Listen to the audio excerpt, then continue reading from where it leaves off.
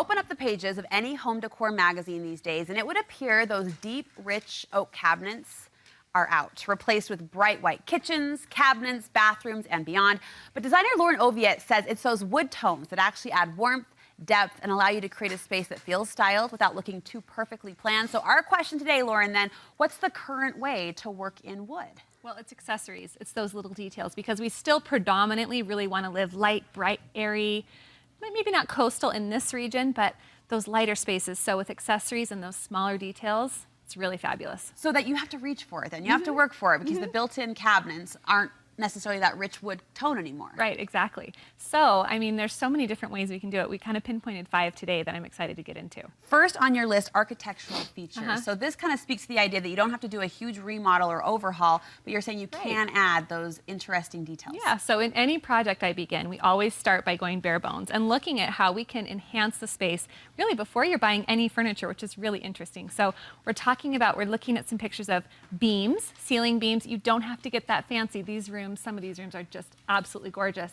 Stunning. So in different tones of wood, you can do dark woods if that's what you're into. You can do lighter woods. You can combine. You don't necessarily need the same wood tone throughout your house. I wanted to ask you about that. How many, oftentimes we say how many colors are too much for one space, or how many metal mixtures are too much for one particular area. Is there a number, or is there a guiding, count for wood tones, different wood tones in a room? I think 3 is a good place to start, and they can be different shades of the same color. So if you are kind of nodding or leaning toward that grayed out stain, then that's where you need to stay. But you can have a lighter grayed out stain and a warmer grayed out stain. You never want to have honey tones with kind of that gray stain. But if you can stay, just like we do in rooms, we kind of take different shades of the same pigment, and then it works together, and your eye will take those things in more interestingly instead of seeing the same shade across the room. So it's a warm wood versus a cool wood approach. Right. Okay, all right. Next on your list, decorative light features. And this is where I'm noticing in the home decor magazines, people are having some fun. Yeah. Well, I think people get overwhelmed thinking, oh, chandeliers are too formal. I don't want to live that way. I'm casual. I want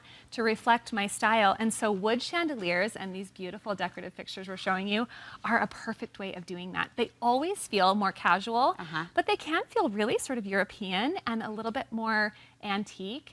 And I think there's a style for everybody. There's cool detail too. That's the one that's been catching my eye. You see variations of that bead drip chandelier everywhere. Do you like that? I love that. So much personality. And it can be used everywhere from like your dining room to a master bathroom and even into a nursery. Next on your list, accessories. And you say this can hold a place in almost any room in your house. Absolutely. Because we do want to bring in those warm wood tones, especially this time of year. So we're talking about picture frames on the wall. It can be, this is super hot right now, wood framed mirrors in your bathroom. That's a really big detail. But it can be little bookends or finials or those cute little prayer beads that people just drape over a coffee table. There's really beautiful, interesting small ways of trying to incorporate that. And the other thing with that is that anytime I'm styling a room, we want repetition. Okay. So if you have maybe a little bit of wood, maybe in a cabinet or somewhere nearby, or your wood floors, then to bring that wood up on other surfaces is really impactful. Now, when I look at these accessory inspiration pictures, I kind of get a little catch, like, how would I do that in my space without it tipping cabin or, overtly country or too rustic? How do you strike a balance there? I think you have to understand how you want to live. So, like, when it comes to something like accessories or window coverings, there's more rustic and that heavier, more maybe worn, weathered look. Okay. And then there's the cleaner woods. So things that are more refined. So we're going to show you, again, some window coverings. And if your style is more traditional and more casual, you want to look for window coverings that have a heavier, more chunky feel. Okay. If you're more coastal or more modern, then you really want blends and these wooden tones that are lighter in color and more streamlined. So like a straw, instead of a really heavy raffia window covering, maybe a straw, something that's really clean and very linear.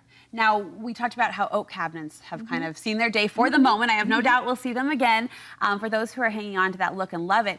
Wood floors, though, have kind of stuck around in different variations. Can you pair a wood floor with a wood-inspired window feature, or is that just too much? No, I love that idea. Again, for me, it's about repetition. So there's nothing more timeless, more traditional, and warm than wood floors, even if it's laminate, even if you're kind of tricking the eye with some of these more family-friendly tones. But I love to incorporate wood tones throughout, and the other way that I love to do it is with antiques and small case goods. I was going to ask if the antique pieces have a place. Yeah, I mean, don't we all have a piece like from our grandmother or something that we sort of want to use and we really don't know how. Well, I love the trend of these light walls and light staircases and really beautiful rooms grounded with beautiful conversation pieces. So console tables, wardrobes, a chest of drawers in a hallway, or to flank a beautiful bright white bed with 2 stained nightstands. To mix that up. It's beautiful. Well, the pictures you pulled today are gorgeous. And I know you have some fun projects where you're incorporating these principles in as well. Where can we follow along with your work? Well, I always say first Instagram, because it's like up to the minute, and that's Lauren Oviatt on Instagram. But I have a great new website, laurenoviatt.com, and you can always find me there. You're so giving with your expertise, and I know a lot of people love just gleaning from your inspiration, seeing what you're doing in those homes and those businesses with your clients. So thank you so much, Lauren. We appreciate it.